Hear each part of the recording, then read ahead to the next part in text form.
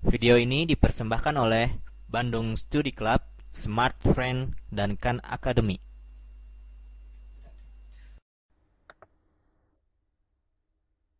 Di video ini saya akan membahas tentang struktur dari bumi.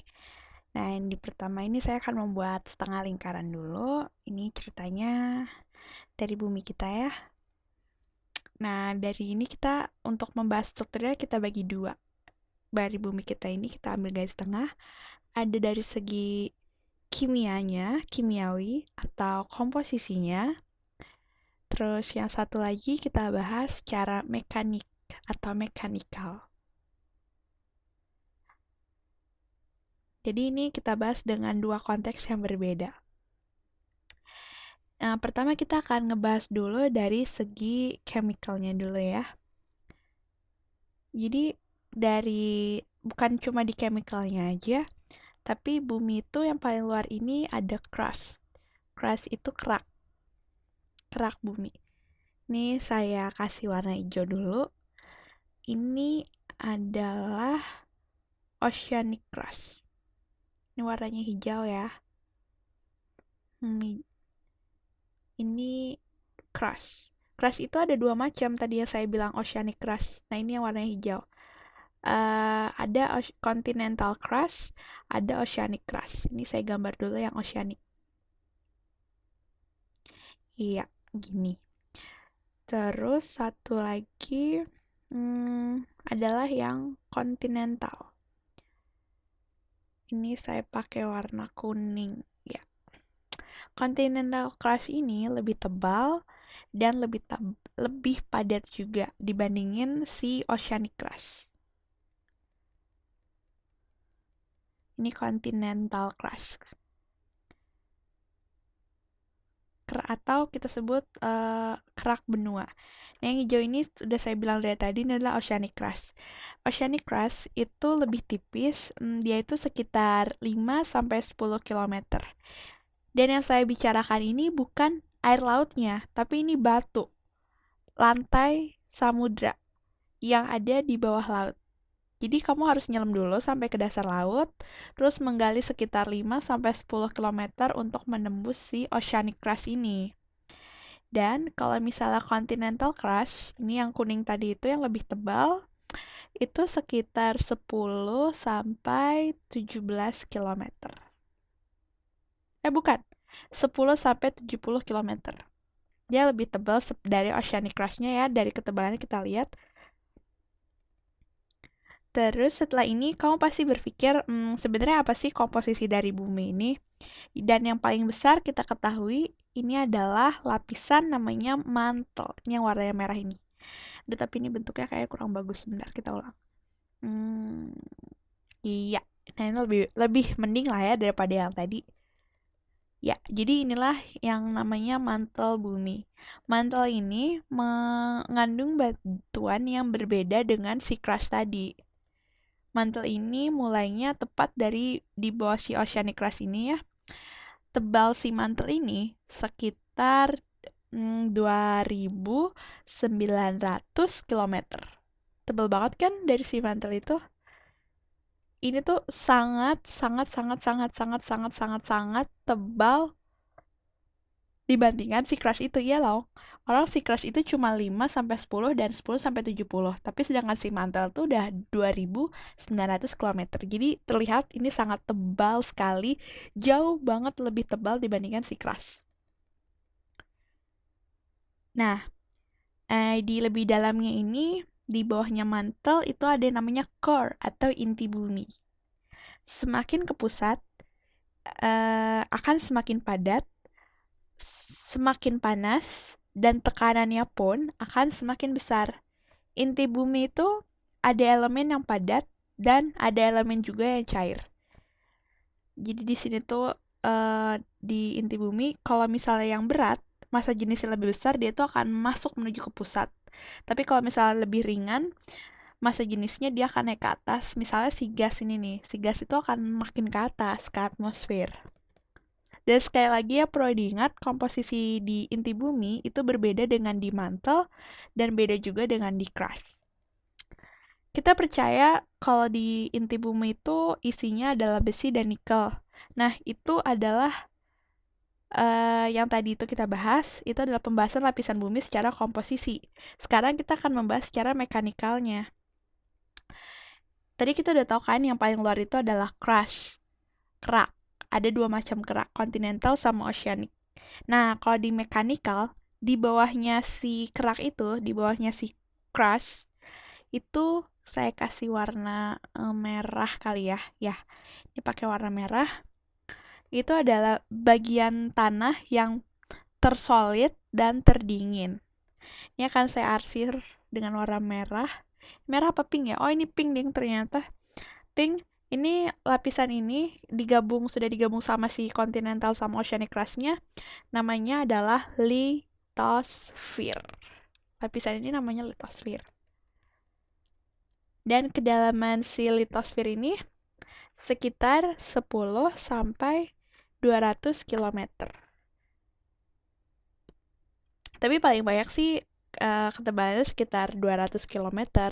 Dan ketebalan itu tuh berbeda di setiap tempat, tergantung kita ada di mana.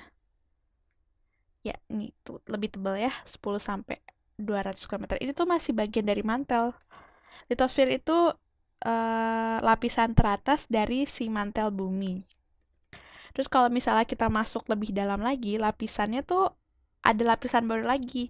Komposisinya emang sama, tapi tekanan dan temperaturnya berbeda. Tekanan dan temperaturnya lebih besar.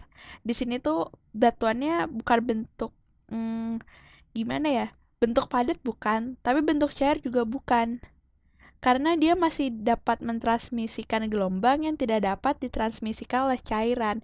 Jadi dia setengah padat dan setengah cair. Dia itu dapat mengalir, lebih viskos, tapi nggak padat. Nah, batuan lapisan ini saya kasih warna ungu. Ini namanya astenosfer. Jadi kamu bisa bayangin dia itu lebih kayak plastik. Bisa nekuk, bisa ngegeser. Dan kedalamannya ini nih, si astenosfer ini sekitar 660 km. Dalam ya? Yang warna ungu ini nih astenosfer. Ntar ditulis dulu ya. Astenosfer.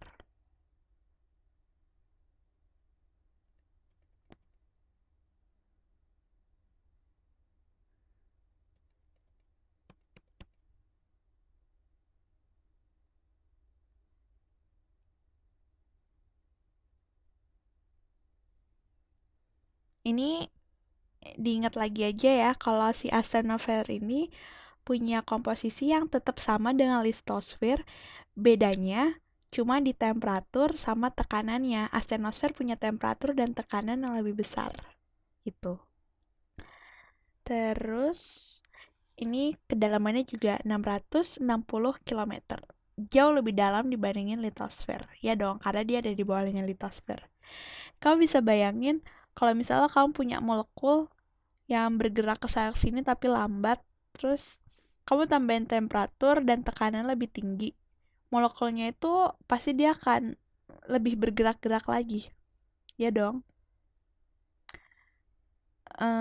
Nah, lapisan ini tuh kejadian ini yang akan terjadi lapisan selanjutnya.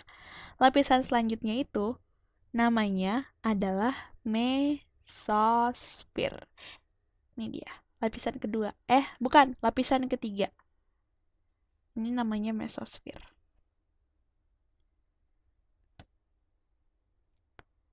Nah, ini mungkin kamu bingung ya karena di lapisan bumi ada mesosfer. Di atmosfer juga ada mesosfer, tapi nggak usah bingung, emang ada dua macam mesosfer, tapi yang ini khusus mesosfer untuk di lapisan bumi. Jadi nggak usah bingung-bingung ya. Jadi kalau misalnya di mesosfer ini tekanannya sangat besar, suhunya juga sangat besar. Dia tuh benar-benar bentuknya solid. Terus kalau misalnya kita masuk lagi, kita akan ke lebih dalam, ini namanya inti. Inti juga dibagi dua. Yang pertama ini inti terluar. Di sini suhunya tinggi banget. Kalau misal di mesosfer itu batuannya rigid, tapi kalau di inti isinya metal dengan suhu yang tinggi, metal itu akan menjadi cair. Beda sama mesosfer kan bentuknya dia nggak cair. Terus kita dapati juga inti terluarnya cair dengan tekanan yang sama dengan mesosfer. Inti terluar ini cair karena dia metal. Kalau di batuan dia nggak bisa bakal jadi cair meskipun dengan tekanan yang sama. Kalau misalnya kita masuk lagi lebih dalam, ini inti terdalamnya. Ini bentuknya udah padat. Kenapa padat? Karena tekanannya sangat sangat sangat sangat sangat sangat sangat besar sekali. Jadi makanya dia jadi padat, udah nggak cair lagi. Mantel bumi ini nih tebalnya sekitar, tadi kan udah kita bilang 2.900 km. Jadi kita mulai dari lapisan mesosfer terdalam. Di sini nih, ini dari 2.900 km. Sedangkan kalau inti terluarnya itu 5.100 km. Dalam banget kan? 5.000, bentar.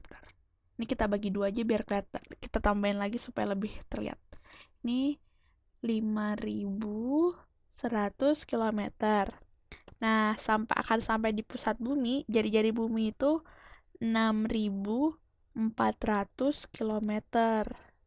Jadi jangan bingung ya. Ketika kita berbicara lapisan bumi secara mekanik, itu ada inti padat, inti terdalamnya itu, terus ada inti cair, ada mesosfer, terus ada lapisan yang bukan cair tapi juga bukan padat, itu astenosfer. Terus nanti di atas astenosfer itu akan ada lempeng, baru ada litosfer, dan yang paling luar itu crust. Video ini dipersembahkan oleh Bandung Studi Club, Smart Friend, dan Khan Academy.